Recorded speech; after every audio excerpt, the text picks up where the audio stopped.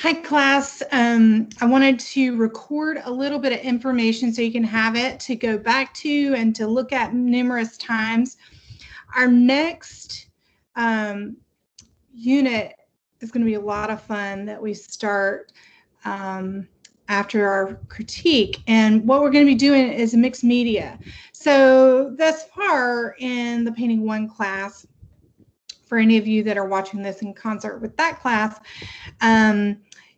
you guys have been doing observational stuff, and now we want to shift things and look at the expressive potential of paint to be used in some different ways. And so I'm going to run through a couple of the different, 6 different methods. I may break it into 2 sections for this video. But the first ones that I'm going to be doing are collage using gel medium, which is a colorless acrylic gel, which is basically just like your paint, but it has no pigment, so it's clear. I'm going to use that for gluing, and then I'm going to show you what it means to mask. We're going to look at some textural approaches to painting. And so I'll go through that. We have a checklist of 6 different exercises that you do between 2 days and sort of overlapping. That is the lead in to the main project for anyone in the Painting 1 class that sees this. This may be used by other people, so that's why I'll kind of quantify and qualify that. So usually, and I'm going to tip this up for a second, usually when you are working on with the gel mediums and doing mixed media, I personally recommend working on a panel instead of a canvas for a number of reasons. It can create some problems. These kind of panels are great when you're a professional artist. You can get them pre-primed. This one happens to not be. As a student, those little kind of canvas panels like this are what I recommended on the supply list. But there's, a number of different options that you can do. You can also use what is called a cradle panel, and this is a wood panel. It's usually masonite that's been glued to a frame, and this has a really professional sort of quality to it. And I frequently use those with these examples. This is a few pieces of my work where I use really mixed media acrylic painting techniques, whether it's painting that has texture added to it through one of the mediums. There's a crackle medium in that, and there's some collage, whether it is layers and layers of paint and paper collage, but kind of dimensional to create a lot of texture. In this piece that looks like tree bark, and as well as this one that also has a sort of simulates tree bark, or in this one that's just really texture and colorful. And so there's a number of different ways. So one of the techniques that you guys are going to be doing is to glue down a picture, and then you're going to work on that. So there's something kind of interesting about working on top of an existing image. I frequently do it or have it with different series, and it has some interesting results. But then it gets rid of that white kind of canvas. And so I just printed off a fairly thin, just normal copy paper, not particularly fancy, image that I thought could be kind of interesting. It was actually one I had laying around from a design class for those of you in there. So I'm going to scooch this down a little bit so you're seeing. So I have my gel medium right here. If you haven't gotten any, that is one of the supply list requirements. And this looks like paint. Oh, I had a little bit of paint left over on my brush, so I kind of tainted it, but just don't do what I did. And so in order for me to glue this down, I'm going to be spreading this all over here. And the fact that I have a little bit of paint on there is okay, but you want to get it edge to edge, fully covered. Now you don't want it like the thickest so that it's like got a lot of texture at this stage, but you want to get it so that you've got a good coverage. And I would be working on, if you're at your dining room table or something like that, I would be working on a piece of paper or something so you don't mess up your table. But this is in a studio, and although I sometimes will put stuff down, I haven't today, and that's okay. Because it might squish out the sides just a little bit. I'm going to probably use a technique that will prevent that a little. Okay, so I've got this thoroughly coated. And then what I'm going to do is I am going to make sure and place this right where I want it, and then work from the edges out. So I don't even have it. I want to work from that edge back.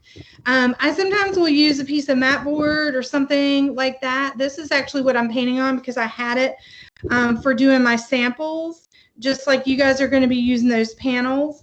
And so I'm going to then smooth that out, and so that I get really good contact. If it gets damaged, because I might have had, no, I think that was part of the picture. If it gets a little bit damaged, that's okay. But you really want to get that, make sure that that is getting good contact. And make sure you watch the videos that are associated with this project whatever class you're in, but definitely with the painting project and painting class, because there are a lot of artists that use variations on this. Okay, so it's not a horrible idea to go and put like just a book or something on this to weight it. You want to, and then you'll notice that I left my picture kind of hanging off the edge, and that way I can then just trim it up after the fact, and I can show you a technique to do that. But I would just then leave this and then go to your next one. And you're going to tick through here, and I'm going to show you how quickly you can kind of move through. So my next one correlates with the one that you guys are doing, called Collage Study with Interesting Shapes. So I've got a handful of pieces of paper here. Some of them are actually have some glue on them. And I'm going to, in this instance, I'm going to put my gel medium on the back of my paper. And it's really just because I know there's going to be some differences, and I might not want the texture of my gel medium all the way down there. So it's sort of a judgment call as to whether to put it down on the surface or whether you want to put it on your shape. In this instance, that made sense to me. And so I'm just going to push this down, and this is a little bit heavier paper, and I kind of like that. Now, one of the cool things about the gel medium is if I then actually decide I want to just go ahead and put it over the surface, that's okay too, because we're going to be coming back on top of these. This is layer one. We're going to be coming back on top of these and adding more. So, you know, and look, I even have a little bit of that paint still in there, and I'm not going to care about that because I actually like sort of the textural qualities and sort of quirky, interesting qualities and the not perfect qualities. But you got to decide what your aesthetic is. But I'm wanting to put some different sort of skills and sort of get you guys to contemplate with this class, like what are some different ways to approach painting? It's not always hyper realistic, observed from life. As valuable as I will tout those skills forever and a day, it's good to have a variety of techniques and sort of approaches so that you find the techniques and approaches that are really right for you. And so I have a different piece of paper. I liked the shape. It had some other stuff on it. So I'm going to just go ahead and kind of do this, but I'm going to flip it. So you're putting the paint, the gel medium on the back. So I just painted it down there. And then now I'm going to get it on here because I actually want the sort of texture and thickness and the shapes happening there. And then I'm going to add my last two shapes for this layer. And I might add more layers with the next one. But I'm just going to kind of see where this is, let that dry, and evaluate. but just keep reminding yourself that this is a playful act. It is one where you're kind of having dialogue with the materials and experimenting. So, you know, don't feel like there's like only one right answer, and don't overthink it. I think that sometimes hinders you if you just get into the mode of like, what does it mean? Why am I doing it? There's a time and place for all of that. But then there's a time and place where you're just kind of playing and experimenting. Okay, so that's layer one on the shape paper collage. And I'm going to try and make sure and press that down really well there. You'll see that I kind of got some squishing out. That tells me I got some good contact. And it's really pushing that in. And it's sort of deteriorating that paper a little bit there. But for the way I'm going to be using this, and you guys will see that subsequently, I'll put some still images as I've gone. Okay. So this next one is I've got a prepared surface on here, and I'm going to be doing some masking. And so masking involves using tape. You can also, mine are all used up, but I might take a little section of these that is that's still usable. Like these were taped letters, and now I just have the outside area, so I might just stick that down and think of it as just shapes. So I'm going to show you two different masking examples here. Now, one of the helpful hints that I'm going to give you, and this is good to store away in your arsenal. This is why gel medium is amazing, is that say you've got your masking down. I wanted a nice clean flat piece of tape. My compositions at this stage for what this process is are not necessarily kind of planned out heavily. I'm really just playing at this point and just working on instinct. And that's what I want you doing with the exercises. Okay, so with this, I'm now going to put a little bit of that gel medium. Now, you're probably wondering, why are you putting the gel medium? The gel medium actually is going to seal the tape so that those little edges right there, I don't get that leak underneath with my paint. And so if I just put this on here, allow it to dry a little bit, and I'm just trying to get the edges. I'm really not trying to get here because it's not doing anything there. I just really need to get those edges so they're sealed. And that way, when I come in with paint, whether it's like something like magenta or something completely different, then I'm not going to have as much issue with. So I'm going to next paint over that. So I've prepared that surface. That needs to dry. All right, so the next one, so we'll come back to that one. The next one is, see, this is like the speed demo, is to use a palette knife or some other kind of surface, some other kind of method, and paint your material on. So I'm actually going to add some gel medium. The cool thing about gel medium is if you mix it with acrylic paint, I'm just using it to add more body, more thickness, and to take the paint further. So I'm not using all my pigmented stuff. And so I mixed a little bit with my magenta. And then what I'm going to be doing is I'm going to use a palette knife, or I've got one of these kind of what they're called rubber shapers. And I'm going to paint with this. And,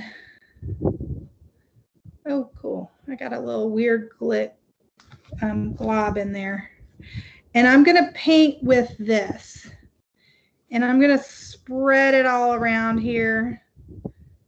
Let's take that out. I don't feel like having that. And I'm going to spread it around, and I'm going to like kind of like enhance the texture. I'm going to show you what that looks like. So I don't have quite enough for my liking. I want to have, I want the whole surface covered. So I'm going to do what I tell you never to do. This is the breaking the rules. I should call that, I should call this unit the breaking the rules unit. Because all the rules about painting that we've been doing, now we get to break them. Okay, so I don't have every square inch, and I'm going to stay true to myself, even though this is our breaking the rules. Okay, so I have the whole thing covered. Now, either I can add some more of my paint. I could kind of scribe into it. I could just go with the texture.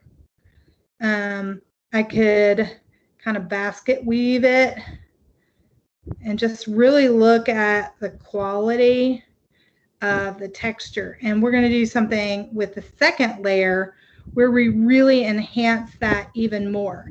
So get it to some sort of like have fun getting that texture and playing with that surface and everything, but then leave it alone and let it dry. And that might take all night, but that's okay.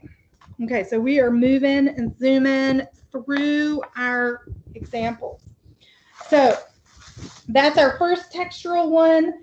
And then our next textural study is using paper and like fabric or something. So I have another brush or different kinds of paper. So this time for my collaging, rather than the nice clean flat paper I did here, I'm really looking to get kind of a weird textural quality. So I'm going to get some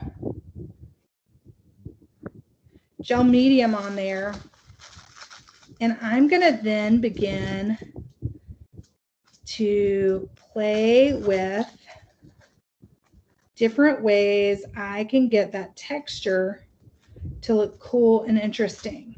So I'm going to keep building it up like that. So this is just like run of the mill, comes with clothing at Christmas, and when it's wrapped in a Christmas box or a gift box or gift bag or something like that. This is just run of the mill. And I'm just going to try and get as much of the composition covered, because we'll come back and we'll layer more on it later, but really have fun with that texture. And you can kind of squish it around and articulate it in any kind, like in a shape or something like that. You could even roll it up and do that. You could glue string down, like yarn or something. I've got yarn here, and this is a pre-prepared, but I'm going to stick with my direction that I've chosen with this one. You could tear some of that paper so I get some smaller pieces. And notice I'm putting the gel medium underneath and on top, because you have to keep reminding yourself that it has to stick to the surface, and you want it to stick consistently. That's a good kind of craftsmanship sort of practice. I mean, I know that I said this was the breaking the rules, and it is, but then there's still things where it, you know, you're building a craft and an understanding of how to use materials. And if at some point in the future somebody wants to buy your stuff and they hang it on their wall, and within, you know, no time at all it's deteriorating and peeling off, then that's your reputation. So learning how to do things properly so that people can trust you and like appreciate what you're doing and know that what you're providing them is a quality object in terms of its thoughtfulness, in terms of its construction. All of that is something to take into consideration. Okay, I'm going to get a little bit more. And then, okay, and once again, this too is just layer 1. And so I'm going to let each one of these dry, and then we're going to see about, adding something to it. Now, I'll go ahead while we're in this critique. What am I trying to say? In this video, I'm going to go ahead and do a little bit of a wash on here. It's not a total wash. It's a little bit, got a little thickness. I may have pushed the boundaries just a little bit with the gel medium having dried or not dried. And there are some artists doing really cool things. I'll probably try and share some of those with you. And so sometimes when you're using the masking, it's actually nice to not go too watery. I may have gone too watery, and that may be my fatal error. But look at how crisp that line is. Let's see it. Did I do as good a job on this one? Boom. Look at there. Crisp, gorgeous, consistent lines, no bleeding underneath. Am I going to hedge my bets and see what this one did? Let's go for it. And I'm pushing it a little bit.